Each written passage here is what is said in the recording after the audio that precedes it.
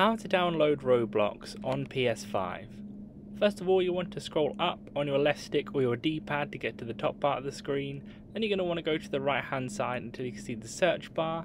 Click X on that. Then you want to just simply type in the search bar Roblox, make sure it's spelled correctly, and then you can click done. Then it should be the first one that pops up right there. It should be Roblox in library. Click on that, then just simply click on the download button.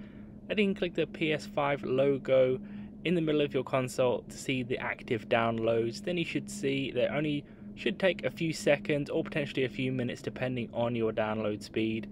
Then once that's done, you'll be able to open the Roblox app on your PS5.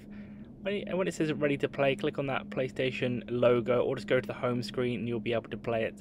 And then once you go into the Roblox app, you'll be able to sign into a current account or create a new one. Leave a like on the video for help and subscribe for more helpful videos.